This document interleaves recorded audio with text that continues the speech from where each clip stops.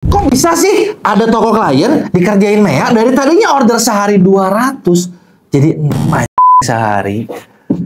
Ini parah, ini gila, ini gue mau kasih tahu ke kalian ada satu hal yang benar-benar fantastis gitu ya. Fantastis, membagongkan dan whatever lu mau sebut.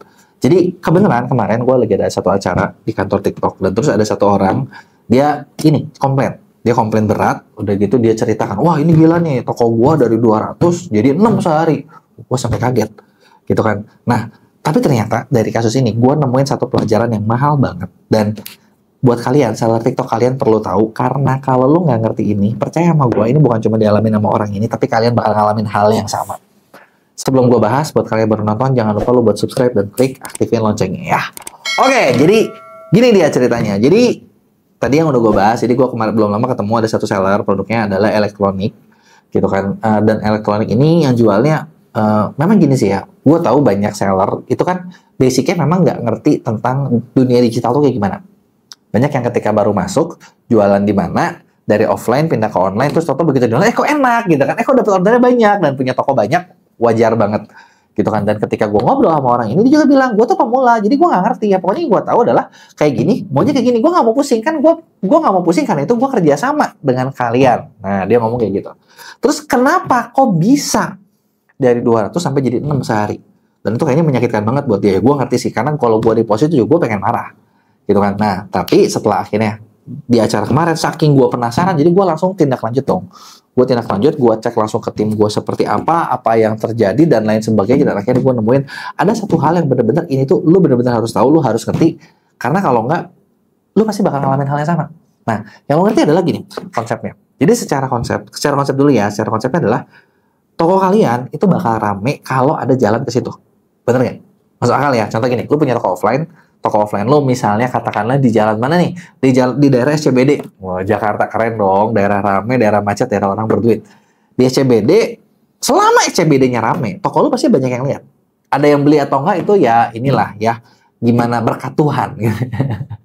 Berapa yang konversinya, rezeki gitu ya. Tapi kan selama jalan SCBD itu rame, itu pasti bakal banyak yang lihat. Nah, terus gini, lu bayangin gimana kalau satu hari pemerintah berubah pikiran. Ya, dari pemerintah nih berubah pikiran, jalan SCBD nggak boleh dilewatin mobil lagi. Ngampus nggak lu, Sudirman nggak boleh lewat mobil gitu ya. Jadi mobil kalau ada lewat jalan lain. Toko kalian yang tadinya udah investasi mahal gitu ya, tempat lo yang udah, wah pokoknya gedung lo, aset lo, mendadak nggak ada traffic. Apa yang kejadian? Ya pasti order bakal drop banget kan. Bener nggak? Ya. Nah, gue bilang hal yang sama juga nih ke orang yang ini. Kayaknya sih punya lu kayaknya kayak gini deh. Oh, gue nggak tahu, gue nggak mau tahu kan. Yang gue tahu adalah kayak gini gitu. Oke. Saking penasaran, gue langsung cek di internal gue. Ini yang ngerjain siapa, timnya siapa, ininya siapa. Karena kalau ada kasus seperti itu, sebenarnya gue nggak mungkin nggak tahu. Ini karena kasusnya cukup besar. Lu bayangin sehari 200, jadi 6. Dan ternyata gue dapat insight kayak gini. Pertama adalah dia nggak tiap hari 200, cuman pernah 200. Itu satu nih, berarti order hariannya nggak segitu.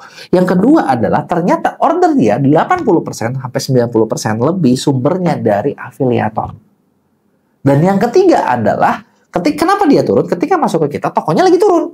Yang ketiga adalah, ada satu indikator yang dia lagi turun, itu seller score dia di TikTok itu lagi turun drastis. Nah, kenapa turun? Ternyata gara-gara masalahnya pelanggaran. Ya nggak bisa ngomong sih kalau gitu. Pelanggarannya kenapa? Nah, terus kan gue tanya, lu kenapa emang punya pelanggaran? Oh iya nih, dia bilang gara-gara ekspedisi. Si J inilah, gitu kan ya. Lu tau lah semua ekspedisinya depan-depannya dari J juga ya, bener nggak? Dia udah kirim, tapi dia bilang telat scan, telat apa, dan akhirnya ratingnya turun terus. Nah, ternyata gara-gara pelanggaran telat kirim, gitu kan. Terus udah gitu, yang orang ini nggak sadar adalah ketika skor dia turun, dia tuh skornya turun, jadi turun pelanggarannya parah sampai 3,1 atau 3,2. Yang artinya itu udah nggak nongol lagi di affiliate. Yang artinya afiliator dia yang tadinya membantu, jadinya nggak bisa membantu lagi. Kebayang nggak? Tidak ada yang membantu lagi, tidak dapat afiliator baru, afiliat lama pun produknya termasuk produk yang tidak direkomendasikan. Yang akibatnya adalah turunlah trafficnya. Nah, terus emang dikerjainnya apanya? Ya kerjainnya cuma iklannya. Udah gitu dari iklannya emang budgetnya berapa? Budgetnya sehari cuma 100.000. Jadi lu bayangin aja.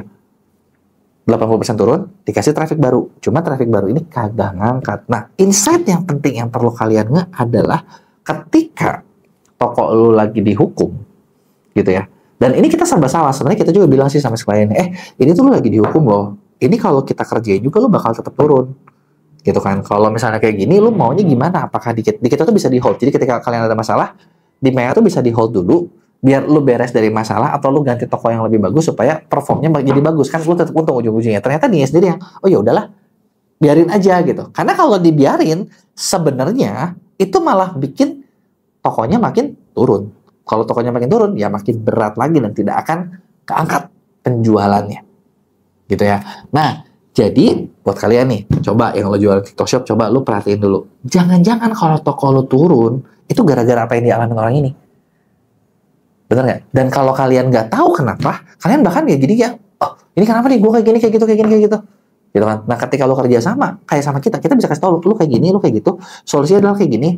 Toko lo kalau udah kayak gini mana? Ya terserah, apakah kalian mau nunggu masa hukuman itu hilang? Karena masa hukuman itu gimana ya? Yang tadi gue bilang ilustrasinya. Lu jualan di Sudirmannya sama pemerintah nggak boleh lewat 3 bulan. Nah, lu mau pindah toko apa lu mau bertahan di Sudirman? Gitu kan. Kalau online kan sebenarnya ya udah, lu buka toko baru aja. Itu bahkan mungkin lebih gampang. Gitu dibandingin ya itu lu tungguin sambil nanti lu balik lagi terserah atau nanti jadi punya 2 toko. Ya, coba kasih tau gue, ada nggak di antara kalian yang pernah ngalamin kayak gini atau ada nggak yang lagi turun? Yuk kasih tahu, ada nggak yang kita bisa bantu biar bikin toko kalian naik lagi.